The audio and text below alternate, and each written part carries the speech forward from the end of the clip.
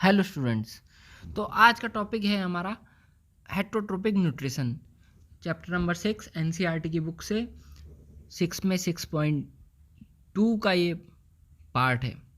6.2 में हम पहले ऑटोट्रोपिक न्यूट्रिशन देख चुके हैं, जिसका मेन हमने देखा था फोटोसिंथेसिस है। मेरा पिछला वाला वीडियो अगर आप देखेंगे तो उसमें आपको मिल जाएगा वो। अभी इस वाले पार्ट में हम हेटरोट्रोपिक न्यूट्रिशन देखेंगे। हेटरोट्रोपिक न्यूट्रिशन क्या होता है?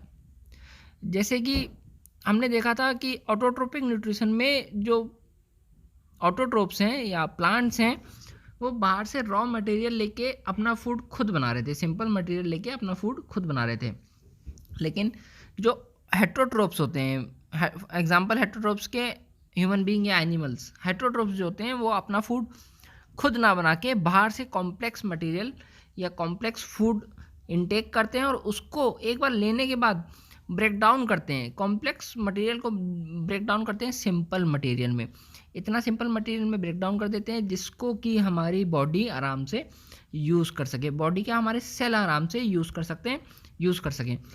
और यूज़ क्यों करना है हमें? एनर्जी के लिए, सेल को रिबिल्ड करने के लिए, टिश्यू रिपेयर के लिए उसको यूज़ करना है। तो हेटरोट्रोपिक न्यूट्रिशन में दो टाइप के रहेंगे, एक तो सिंगल सेल्ड रहेगा, एक मल्टी सेलुलर रहेगा। मल्टी सेलुलर बाद में देखेंगे। मल्टी सेलुलर का एग्जांपल ह्यूमन बींग है, एनिमल है। हम ह्यूमन बींग के बारे में देखेंगे, बाद में देख लेंगे। पहले हम बात करते हैं सिंगल सेलुलर की। सिंगल सेल का जो एक बेसिक एग्जांपल है वो है अमीबा। अमीबा एक सिंगल सेल ऑर्गेनिज्म है। इसके अंदर सारे सेल ऑर्गेनेलिज होते हैं। इसकी कोई भी डिफाइंड शेप नहीं होती। ये कहीं से भी अपनी बॉडी के किसी भी साइड से फूड ले सकता है। Food may be taken in from entire surface. अच्छा, यहाँ पे मैंने मे को रेड सर्कल इसलिए कर दिया है कि सारे सिंगल सेल ऑर्गेनिज्म ऐसे नहीं करते हैं। कुछ ही सिंगल सेल ऑर्गेनिज्म होते हैं जो एंटायर सरफेस से फूड का इनटेक कर सकते हैं, लेकिन कुछ ऐसे होते हैं जैसे कि पैरामीशियम, वो हम आगे देखेंगे, जो एक स्पेसिफिक स्पॉट से ही करते हैं। अच्छा, अब देखें ये क्या करता है। फिगर नंबर ए में देखें, अमीबा बना हुआ है, उसके पड़ोस में एक फूड पार्टिकल है। फूड पार्टिकल को इनटेक करने के लिए फिंगर लाइक प्रोजेक्शन बनाएगा, दो फिंगर लाइक प्रोजेक्शन बनाएगा, जिसको हम कहते हैं सीडोपोडिया। यहाँ पे ध्यान देने वाली बात यह है कि स्पेलिंग में पी जो है वो साइलेंट है, ठीक। सीडोपोडिया। अब ये जो सीडोपोडिया है, फूड पार्टिकल को दोनों तरफ से कवर कर लेंगे। एक बार फूड पार्टिकल इनके अंदर आ जाता है तो फिगर 6 में देखिएगा सीडोपोडिया आगे से क्लोज हो जाते हैं, जो कि एक फूड वैक्यूल फॉर्मेशन होता है। अब ये जो फूड वैक्यूल है उसके अंदर फूड पार्टिकल है, इसका ब्रेकडाउन होगा। फूड वैक्यूल के अंदर फूड पार्टिकल का ब्रेकडाउन होगा, कॉम्प्लेक्स सब्सटेंस को सिंपल सब्सटेंस में लाया जाएगा। एक बार जैसे ही सब्सटेंस सिंपल हो गया है, उसको डिफ्यूज़ कर दिया जाएगा साइटोप्लाज्म के साथ और अमीबा अपनी नॉर्मल शेप में वापस आ जाएगा। अब जो भी अनवांटेड या ऐसा मटेरियल जो फूड पार्टिकल के साथ होगा जिसकी अब जरूरत नहीं है अमीबा को, उसको वापस सरफेस में लाएगा और सरफेस से बाहर निकाल देगा। जैसा कि मैंने आपको बताया था पैरामीशियम, मैंने वहाँ पे मे लगाया था लास्ट, उसमें मैंने आपको बताया था अमीबा वाले में मैंने आपको बताया था कि ज़रूरी नहीं है कि कहीं एंटायर सरफेस से ले ले। कुछ ऐसे ऑर्गेनिज्म भी हैं जिनके पास एक स्पेसिफिक स्पॉट रहता है फूड को अंदर करने का, अंदर मतलब करने का, बॉडी के अंदर एक्सेप्ट करने का। तो ये जो पैरामीशियम है ये से होता तो सिंगल ही सेल्ड है, इसके अंदर और भी सेल ऑर्गेनेलिज होते हैं जिनके बारे में हम बाद में देखेंगे। लेकिन इसमें क्या होता है, इसकी डेफिनेट शेप होती है, अपनी शेप चेंज नहीं करता। जैसे अमीबा तो अपनी शेप चेंज कर रहा था, सीडोपोडिया बना रहा था जिससे वो फूड वैक्यूल बना के पार्टिकल्स को अंदर ला रहा था, फूड पार्टिकल को। लेकिन पैरामीशियम ऐसा नहीं करता, इसकी शेप ऐसी कुछ डेफिनेट शेप रहती है। इसकी बॉडी में देखिए, बॉडी के चारों तरफ मैंने रेड मार्कर से हेयर लाइक स्ट्रक्चर्स बनाए, वो प्रेजेंट होते हैं पूरी बॉडी में, इसको हम कहते हैं सीलिया। अब इनका मूवमेंट होता रहता है, ये स्विमिंग टाइप मूवमेंट करते रहते हैं, हिलते रहते हैं। तो पैरामीशियम को कहीं भी फूड मिलता है, ये अपनी बॉडी इन सीलिया के मूवमेंट की हेल्प से उस फूड को एक स्पेसिफिक स्पॉट पे लाता है, जो इसका स्पेसिफिक स्पॉट तय है, और वहाँ से फूड को अंदर ले जाता है। ये सिंगल सेल्ड ऑर्गेनिज्म ही है, ये बात ध्यान रखनी, ये सिंगल सेल्ड ही है, अमीबा के जैसा ही है। लेकिन अमीबा अपने पूरे शरीर में कहीं से भी कर सकता है, लेकिन पैरामीशियम हर जगह से ना करके एक ही स्पॉट से कर रहा है। अच्छा, अब हम बात करते हैं nutrition in human beings, topic 6.2.4। Human beings का न्यूट्रिशन कहाँ से चालू होगा, ये तो हमको सबको पता है, माउथ से, और कहाँ पे खत्म होगा ये भी हम सबको पता है, एनएस में। तो माउथ और एनएस के बीच में बहुत सारी चीजें हैं जिसको हम पूरा एक नाम देते हैं एलिमेंट्री कैनाल। हम मल्टीसेलुलर है, कॉम्प्लेक्स ऑर्गेनिज्म है, हमारे अंदर बहुत सारे डिफरेंट ऑर्गन्स आएंगे, डिफरेंट रीजन्स हैं जो कि स्पेशलाइज्ड होते हैं फॉर परफॉर्मिंग डिफरेंट फंक्शन। अब ये जो टॉपिक आ रहा है इसमें हम क्या करेंगे, nutrition in human being topic में हम एक एक पार्ट को उठाते हैं और उसका फंक्शन देखते हैं क्या है, और वहाँ पे क्या क्या ऐसी चीज़ें हो रही हैं जो हमारे फूड को ब्रेक डाउन करके इस लायक बना रहे हैं कि हमारी बॉडी उसको एब्जॉर्ब कर सके, या सेल्स उसको मॉलिक्यूलर लेवल पे लाके एब्जॉर्ब कर सके, उसको यूटिलाइज कर सके एनर्जी गेन करने के लिए। पहले मैं एक आपको अलग अलग जो रीजन्स हैं उनके नाम बताता हूँ, फिर आगे चलेंगे।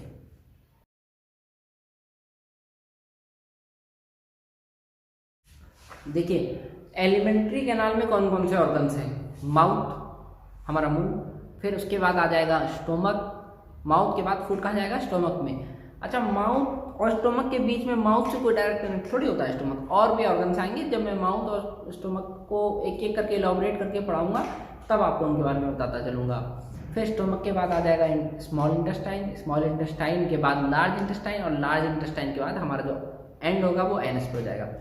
ये जो एरोज बने हैं माउथ से स्टोमक, स्टोमक से स्मॉल इंटेस्टाइन, ये एरोज पे बहुत डिफरेंट तरीके का काम चल रहा है। बहुत और भी ऑर्गन्स हैं जो हेल्प कर रहे हैं, जैसे माउथ से स्टोमक के बीच में हमारा इसोफेगस आ जाएगा, माउथ में ही बहुत सारे ऑर्गन आ जाएंगे, जैसे टीथ है, टंग है, सलाइवरी ग्लैंड्स हैं, स्टोमक में अलग अलग ग्लैंड्स हैं, और फिर स्मॉल इंटेस्टाइन से आने से पहले स्टोमक और स्मॉल इंटेस्टाइन के बीच में लीवर है, पेनक्रियाज है। तो हम इन सब का वर्क देखते हैं, कौन क्या हेल्प कर रहा है और कैसे वर्क कर रहा है। तो पहले हम देखेंगे माउथ का।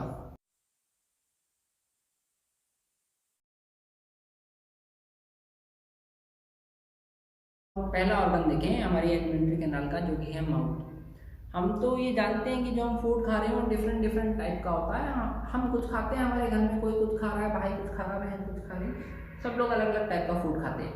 तो वो जो फूड है वो बड़ा छोटा कैसा भी हो सकता है, तो उसको सबसे पहले इवन शेप में लाना है, छोटी छोटी इवन शेप में लाना है, जिससे कि वो हमारे एलिमेंट्री कैनाल में आगे आराम से जा सके। इतना बड़ा फूड कैसे जाएगा, अगर हम कोई मतलब बड़ी चीज़ खाते हैं तो वो हमारे पास एलिमेंट्री कैनाल में कैसे मूव करेगी। तो उसको इवन शेप में लाने के लिए जो सबसे पहला जो माउथ में हमारे, अभी हम खाली माउथ की बात कर रहे हैं, माउथ को बकल कैविटी भी कहते हैं, क्या कहते हैं, बकल कैविटी।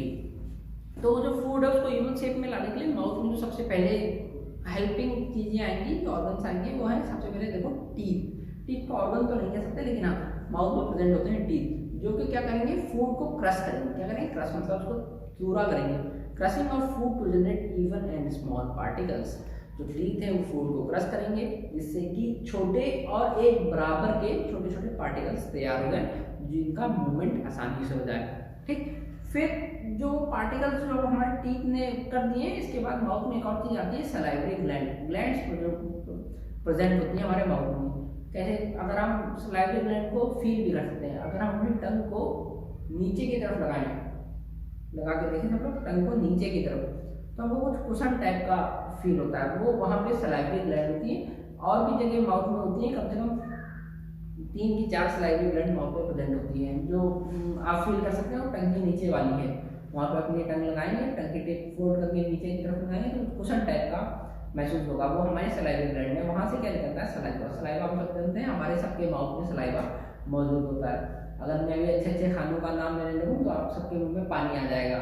तो जो पानी, वही जो पानी है वो एक्चुअली में सलाइवा है। वो खाने को देखते हैं, खाने के बारे में सुनते ही माउथ में आने लगता है। तो इस सलाइवा का क्या पर्पज होता है, सबसे पहला इसका ये मकसद होता है, जो फूड है जिसको क्रश कर दिया गया है उसको वेट कर देता है। अगर सूखा रहेगा तो जो हमारी फूड पाइप है और स्टोमक की वॉल्स हैं उसको नुकसान पहुंचा सकता है और मूवमेंट में भी दिक्कत करेगा। लेकिन एक बार वेट हो जाएगा तो ये आराम से मूव कर जाएगा बिना किसी दिक्कत के। अच्छा, ये जो सलाइवा होती है इसमें एक एंजाइम पाया जाता है, क्या होता है, salivary amylase. Saliva contains enzyme which is known as salivary amylase. अच्छा, ये एंजाइम का काम क्या होता है? ये एंजाइम जो कॉम्प्लेक्स कार्बोहाइड्रेट है, ध्यान से सुनिएगा, खाली कार्बोहाइड्रेट, कॉम्प्लेक्स कार्बोहाइड्रेट्स उनको ब्रेक करेगा इनटू सिंपल शुगर। अब ये क्वेश्चन आपका एमसीक्यू में आ सकता है, एमसीक्यू में क्वेश्चन आ सकता है बोर्ड एग्जाम्स में कि जो कार्बोहाइड्रेट है उनका ब्रेकडाउन कहाँ से चालू हुआ, उनका ब्रेकडाउन कहाँ से चालू हुआ।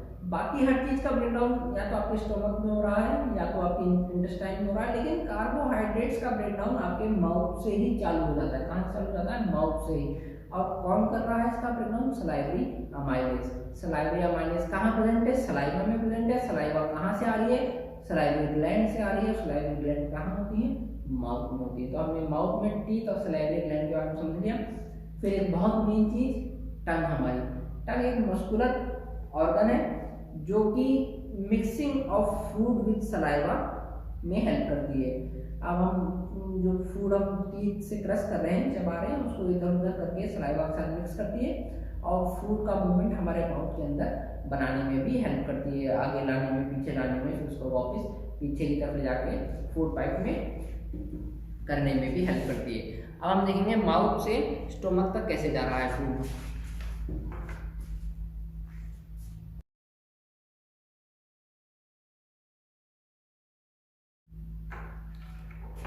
अच्छा, माउथ जो कि बकल कैविटी है, इससे फूड कहाँ जाएगा? स्टोमक पे। अब ये तो हम सबको पता है कि जो माउथ है और स्टोमक है वो तो आपस में एक दूसरे से जुड़े नहीं है, तो ये काम क्या करता है? ईसोफेगस, यहाँ पे ओ साइलेंट है, सब लोग ध्यान देंगे, ओ साइलेंट है, इसको कहते हैं ईसोफेगस या फिर फूड पाइप। फूड पाइप भी कह देते हैं, इसका जो नाम है वो है ईसोफेगस। ये माउथ को स्टोमक से जोड़ता है। ठीक, ये सिंपल सी बात है। अब स्टोमक क्या है? स्टोमक एक लार्ज ऑर्गन है, एक लार्ज ऑर्गन है, हम सबको पता है स्टोमक एक लार्ज ऑर्गन है जो कि एक्सपेंड करता है जब इसमें फूड आता है। जब हमको खा लेते हैं हम कहते हैं हमारा पेट भर गया, तो फूल जाता है पेट हमारा। तो एक stomach is a large organ which expends when food enters it. अच्छा, अब ये जो फूड जो था माउथ से स्टोमक तक या फिर नीचे, इसके बाद स्मॉल इंटेस्टाइन, लार्ज इंटेस्टाइन तक जो मूव कर रहा है, ये कैसे मूव करता है? तो जो लाइनिंग ऑफ कैनाल है, जो हमारी पूरी कैनाल है, इसकी जो लाइनिंग है इसमें मसल्स होती हैं जो कि रिदमेटिकली कॉन्ट्रैक्ट करती हैं, रिदमेटिकली कॉन्ट्रैक्ट करती है। तो इस क्यों करती है कॉन्ट्रैक्ट? इन ऑर्डर टू, मतलब जिससे कॉन्ट्रैक्ट करने से हेल्प करके ये जो फूड है इसको पुश करती है, धक्का देती हैं आगे की तरफ, जिससे जो फूड है वो आगे बढ़े। इस मूवमेंट को क्या कहते हैं? पेरिस्टेलेटिक मूवमेंट। पेरिस्टेलेटिक मूवमेंट। अगर एक मार्क्स का क्वेश्चन आ गया कि पेरिस्टेलेटिक मूवमेंट क्या होता है तो आप लोग बताएंगे lining of canal has muscles that contract rhythmically in order to push the food forward. This peristaltic movement occurs all along the gut. gut कहाँ से है? माउथ से लेके एनस तक। समझ गए? अब आगे बात करेंगे स्टोमक की।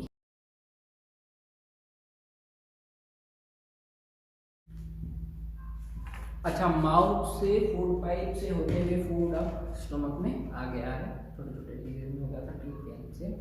अच्छा, अब स्टोमक में क्या होता है? स्टोमक की वॉल में प्रेजेंट होते हैं गैस्ट्रिक ग्लैंड, जो कि जितना भी डाइजेशन स्टोमक के अंदर हो रहा है वो गैस्ट्रिक ग्लैंड देखेगी। गैस्ट्रिक ग्लैंड तीन चीजें सीक्रेट करेगी। क्या चीजें? तीन चीजें सीक्रेट करेगी। पहली है HCl। HCl एक टाइप का स्ट्रॉन्ग एसिड है, इसको हम कहते हैं हाइड्रोक्लोरिक एसिड। इसका क्या काम है स्टोमक में? पहला काम है इसका, ये एसिडिक मीडियम क्रिएट करता है। क्या क्रिएट करता है? एसिडिक मीडियम, जिसमें कि पेप्सिन नाम का एक एंजाइम होता है वो काम कर सके। ये इसका एक ही काम है, एक मतलब एक काम तो ये है कि ये एसिडिक मीडियम क्रिएट करेगा, क्योंकि एसिड होता है तो एसिडिक मीडियम क्रिएट करेगा जिसपे पेप्सिन नाम का है, जिस एसिडिक मीडियम जिसपे पेप्सिन नाम का एंजाइम काम कर सके। तो पेप्सिन जो एंजाइम होता है उसको एसिडिक मीडियम चाहिए होता है तभी वो काम कर पाएगा। एसिडिक मीडियम कौन बना के दे रहा है? HCl बना के दे रहा है। अच्छा, HCl का एक और काम होता है, जैसे हम खाना खा रहे हैं तो खाने के साथ धूल भी अंदर जा रही है, तो बैक्टीरिया भी जा रहे होंगे, बहुत सारी ऐसी चीज जा रही है जो हमारी बॉडी के लिए खतरनाक हो सकती है, इशू क्रिएट कर सकती है। जो ये HCl है, क्योंकि इतना स्ट्रॉन्ग एसिड होता है, ये उन सब चीजों को डिस्ट्रॉय कर देता है, अपने अंदर ही डिसॉल्व करके मार देता है या खत्म कर देता है। अच्छा, गैस्ट्रिक ग्लैंड एक और चीज सीक्रेट कर रही है। पहली तो HCl हो गई, दूसरी चीज है पेप्सिन। पेप्सिन क्या? मैंने अभी बताया था, पेप्सिन एक ऐसा एंजाइम है जिसको एसिडिक मीडियम चाहिए होता है काम करने के लिए। ऐसा इसका काम क्या होता है? ये प्रोटीन को डाइजेस्ट करता है। क्या करता है? इसका बस इतना सा काम है कि प्रोटीन को डाइजेस्ट करे। अब समझना, क्योंकि स्टोमक में प्रोटीन को डाइजेस्ट करने के लिए एक एंजाइम सीक्रेट हो रहा है पेप्सिन, और पेप्सिन को एसिडिक मीडियम चाहिए होता है तभी वो वर्क कर पाता है। तो इस एसिडिक मीडियम को बनाने के लिए एक और एंजाइम को सीक्रेट किया गया जो कि था HCl। HCl क्या था? Hydrochloric acid. ये एसिडिक मीडियम बना के दे रहा है, साथ ही साथ में अनवांटेड एलिमेंट्स को भी डिस्ट्रॉय कर दे रहा है जो बाहर से फालतू चीजें आ गई थी। अब क्योंकि पेप्सिन के लिए हम HCl तो आ गया, हम नहीं लाए, मतलब जैसे ये तो हमारा शरीर एवोल्यूशन के बाद यहाँ तक पहुंचा है, तो पेप्सिन को वर्क करने के लिए HCl आ गया जो कि हाइड्रोक्लोरिक एसिड है। अब HCl जो इतना एसिडिक होता है ये हमारे स्टोमक को भी तो डिजोल्व कर सकता है। जब बाहर से अनवांटेड या फालतू की चीज़ों को डिजोल्व कर दे रहा है, बैक्टीरिया है या डस्ट है, पार्टिकल्स हैं, उनको डिजोल्व कर दे रहा है, तो ये हमारे स्टोमक को भी तो डिजोल्व कर सकता है। लेकिन उस चीज़ को बचाने के लिए गैस्ट्रिक ग्लैंड एक और चीज़ सीक्रेट करेगी जो कि होती है म्यूकस। म्यूकस क्या करेगा? वो हमारे स्टोमक के अंदर वाली वॉल में पूरा फैल जाएगा और HCl से डाइजेस्ट होने से उसको बचाएगा। कभी कभी म्यूकस सीक्रेट होने में कुछ कमी हो जाती है, देरी हो जाती है, ठीक से सीक्रेट नहीं हो पाता है, पूरी वॉल को कवर नहीं कर पाता है, तो हमको एसिडिटी की प्रॉब्लम होने लगती है। अधिकतर एडल्ट्स में होती है, बच्चों में नहीं होती है। एडल्ट्स में क्या होता है? एसिडिटी की प्रॉब्लम होती है जिसमें पेट के अंदर जलन महसूस होने लगती है। ये बात समझने वाली है कि एक चीज़ के लिए दूसरी चीज़ आई और दूसरी चीज़ के लिए तीसरी चीज़ आई। स्टोमक में गैस्ट्रिक ग्लैंड थी, गैस्ट्रिक ग्लैंड में से पेप्सिन नाम का एक एंजाइम निकल रहा था जो कि प्रोटीन को डाइजेस्ट करता है। लेकिन उसको प्रोटीन डाइजेस्ट करना है तो तभी काम कर पाता है पेप्सिन जब एसिडिक मीडियम हो। तो गैस्ट्रिक ग्लैंड ने एक और चीज को सीक्रेट किया जो थी HCl, हाइड्रोक्लोरिक एसिड। उसने अंदर स्टोमक के अंदर एक एसिडिक मीडियम बना के दिया, फूड के साथ मिक्स हो गया और एसिडिक मीडियम बना के दिया। स्टोमक के अंदर, स्टोमक वॉल में मसल्स होते हैं जो कि फूड को मिक्स करती रहती है, उसने एसिडिक मीडियम बना के दिया और साथ में जो अनवांटेड चीजें थी उनको डिस्ट्रॉय किया। अब ये जो एसिड था इससे हमारे स्टोमक को भी नुकसान हो सकता था, तो स्टोमक को बचाने के लिए गैस्ट्रिक ग्लैंड ने एक और चीज का सिक्रेशन स्टार्ट किया जो कि म्यूकस। म्यूकस ने हमारे पूरे स्टोमक की इनर वॉल को कवर कर लिया और हमारे पेट को, हमारे स्टोमक की इनर वॉल को HCl से के एक्शन से बचाया। ठीक, और क्वेश्चन आ सकता है एसिडिटी क्यों और क्या होती है, तो ये आप बता देंगे कि एसिडिटी पेट में कैसे कैसे जाती है, जैसे मैंने बताया।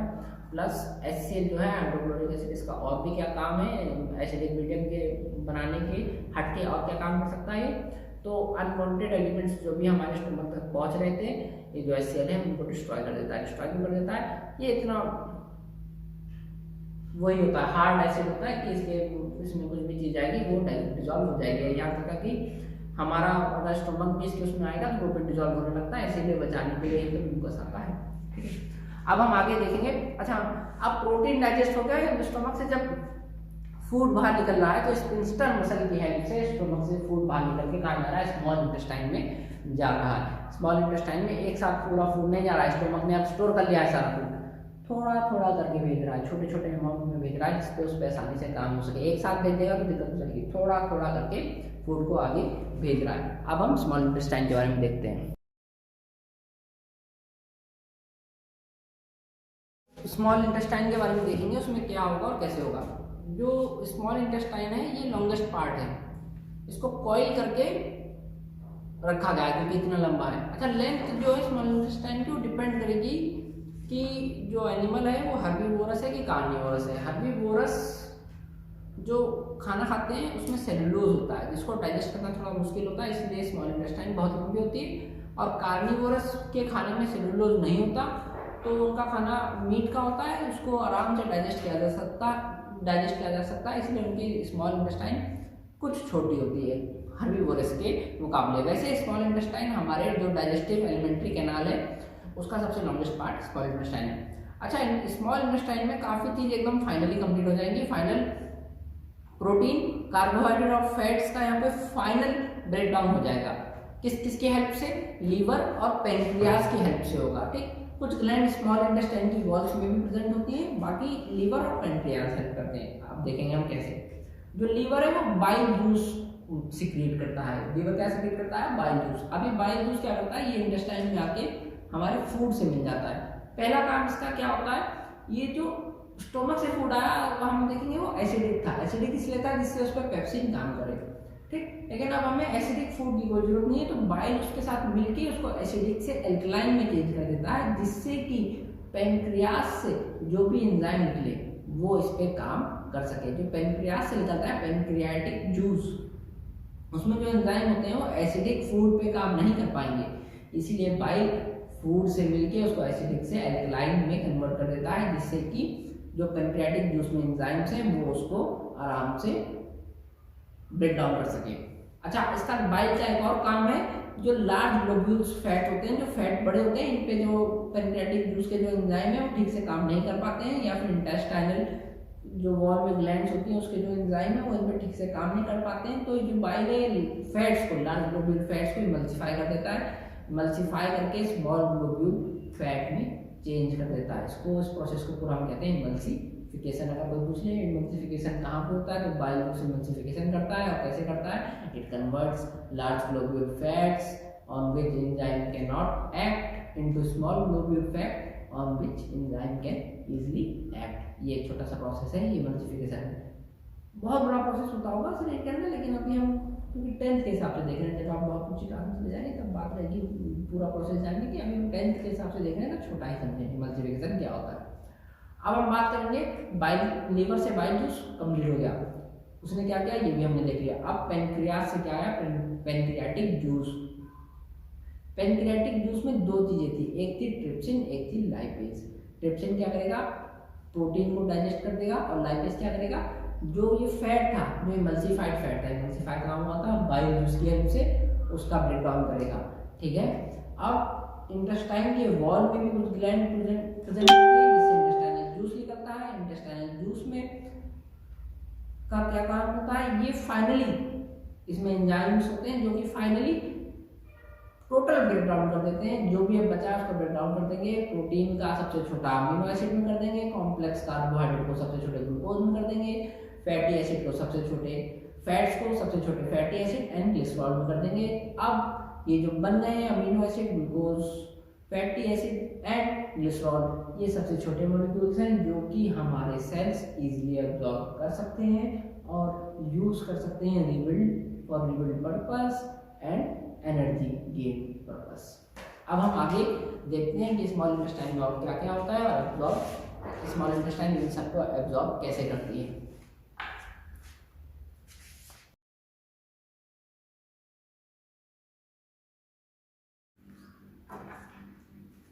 अच्छा, ये जो स्मॉल इंटेस्टाइन है इसका मैंने एक रफ फिगर सा बना रखा है।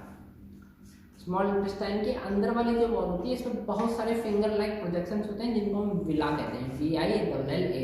ये जो विला होते हैं इनमें ब्लड वेसल्स बहुत सारी होती हैं। अब इनका एक ही काम है विला का कि जो भी ब्रेक डाउन होके अब जो भी बना है, अमीनो एसिड बने, ग्लूकोज बने और फैटी एसिड बने, ग्लिसरॉल बना, उन सबको ये एब्जॉर्ब कर लेता है। जितना ज़्यादा से ज़्यादा कर पाए उतना ज़्यादा से ज़्यादा एब्जॉर्ब ये कर लेता है। इसमें ब्लड वेसल्स होते हैं, फिंगर लाइक प्रोजेक्शन होते हैं, अब्जॉर्ब करके ब्लड में आ जाता है। ब्लड से ये वहाँ सप्लाई हो जाता है जहाँ जहाँ ज़रूरत है, सेल्स में, नए टिश्यू में, जहाँ पे भी ज़रूरत है वहाँ पे सप्लाई कर दिया जाता है।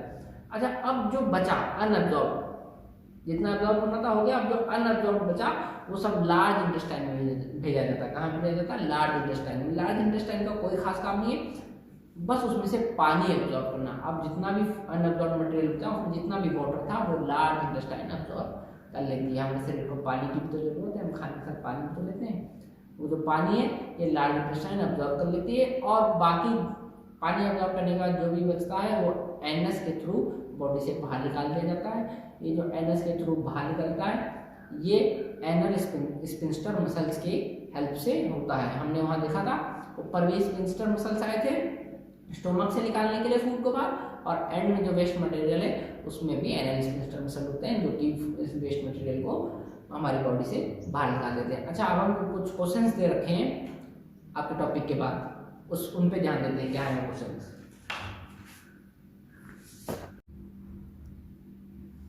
अच्छा, पेज नंबर 101 101 पे कुछ 5 क्वेश्चंस दे रखे हैं, उन क्वेश्चंस पे आप ध्यान दीजिए।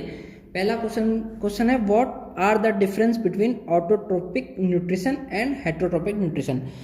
देखो, ऑटोट्रोपिक न्यूट्रिशन मैंने बता दिया फोटोसिंथेसिस के द्वारा होता है, जिसमें प्लांट अपना खाना खुद बनाते हैं with the help of some raw material जो कि है CO2 और water in the presence of sunlight. अपना खाना खुद बना लेते हैं। ये आप मेरी पुरानी वाली वीडियो में से देख सकते हैं, इसमें फोटोसिंथेसिस का पूरा प्रोसेस आ जाएगा।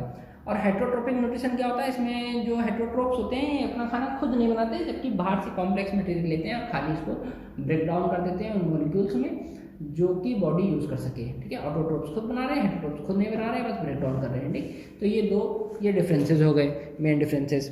फिर सेकंड क्वेश्चन है, where do plants get each of the raw material required for the photosynthesis. अच्छा, रॉ मटेरियल कहाँ से आ रहा है, CO2 स्टोमेटा से आ रहा है, एटमॉस्फेयर में CO2 प्रेजेंट होती है, वाटर रूट से आ रही है, सॉइल में वाटर प्रेजेंट होता है, और तो कुछ चाहिए नहीं होता है, खाली सनलाइट चाहिए होती है, वो सन से आ जाती है। कहाँ कौन ट्रैप करता है सन से सनलाइट को, क्लोरोफिल ट्रैप करता है। 2 मार्क्स का आ रहा है तो इतना लिख दो, 5 मार्क्स का आ रहा है पूरा फोटोसिंथेसिस समझा दो, फिगर बना दोगे तो ज़्यादा मार्क्स आ जाएंगे। 10 मार्क्स का आ रहा है तो रिएक्शन भी लिख दो।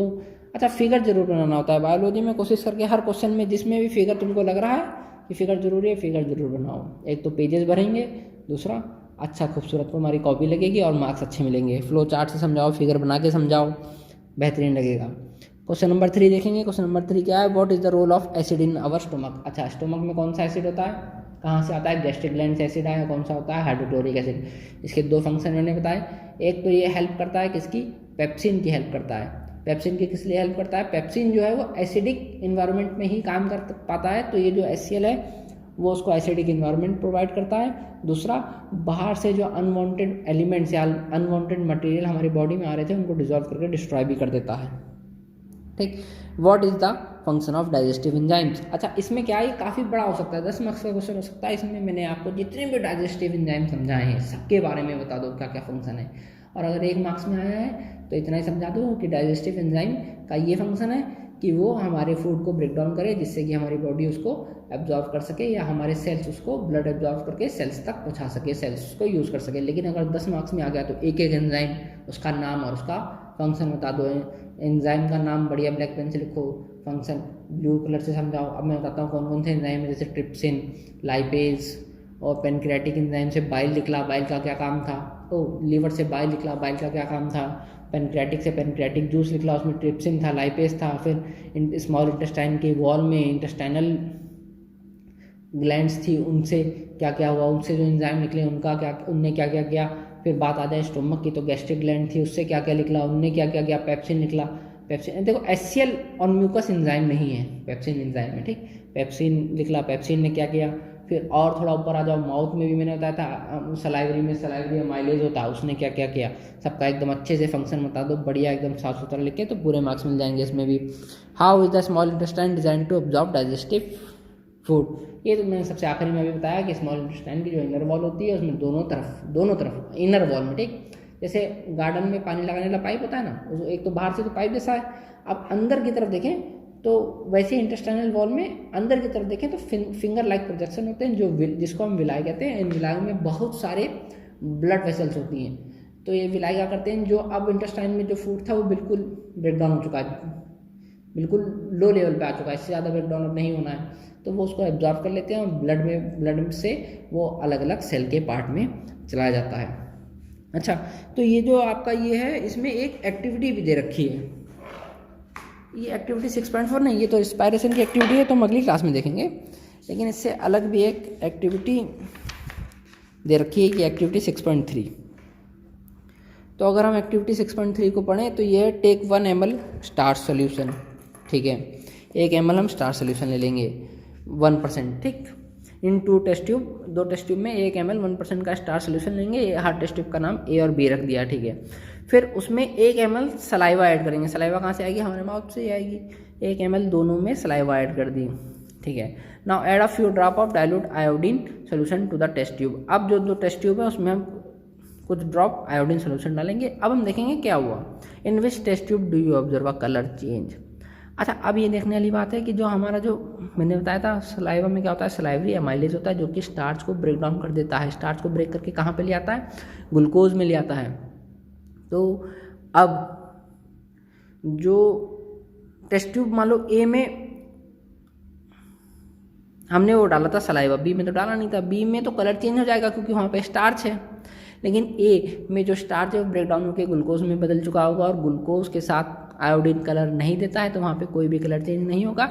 इससे प्रूव हो जाता है कि हमारी जो सलाइवा होती है उसमें सलाइवरी एक ऐसा एंजाइम होता है जो कि स्टार्च को ब्रेक कर रहा है, और उस एंजाइम का नाम है सलाइवरी अमाइलेज। अब कुछ लोग ये कहेंगे कि जब स्टार्च माउथ में ही ब्रेक हो गया था तो नीचे उसको ब्रेक करने की क्या ज़रूरत रही, है ना। इंटेस्टाइनल जूस में इंटेस्टाइनल ग्लैंड ने जो ग्लैंड्स थे वॉल में उनसे ब्रेक करने की क्या ज़रूरत रही। तो सब नहीं ब्रेक हो पाता है, लेकिन एंड में पहुँचते पहुँचते एक एक बिल्कुल पोर्शन पूरे इंटेस्टाइनल ग्लैंड में कुछ कहीं ब्रेक हुआ, कुछ कहीं ब्रेक हुआ, कोई 2 बार कोई 3 बार, लेकिन एंड तक इंटेस्टाइन में सबको 0 करके ब्रेक कर दिया जाता है। बार बार करते हैं जिससे कोई भी चीज़ ना बचे और ज़्यादा से ज़्यादा हमारी बॉडी हमारे फूड से न्यूट्रिएंट्स या मॉलिक्यूल्स निकाल पाए। अच्छा, कुछ जो फिगर मैं आपको दिखा रहा हूँ इसमें तो वो इंटरनेट से डाउनलोडेड फिगर हैं, मेरे तो बनाए हुए नहीं हैं। तो उन फिगर्स का क्रेडिट उनके ओनर को ही जाता है, बाकी एनसीईआरटी से पढ़ाया है तो उसका क्रेडिट देने की कोई ज़रूरत नहीं हो, तो मैं ही पढ़ा रहा हूँ। अगर आपको वीडियो पसंद आई हो तो वीडियो को लाइक करें, चैनल को सब्सक्राइब करें, मुझको सपोर्ट करें, बेल आइकन ज़रूर दबाएँ। और अगली वीडियो रिस्पायरेशन पे होगी जो कि जल्दी आ जाएगी। और ये जो क्वेश्चंस मैंने आखिरी में आपको 5 क्वेश्चन बताए हैं, ये वाले अगर आप चाहेंगे तो मैं इनको लिख के भी अपलोड कर दूंगा। Thank you, good bye.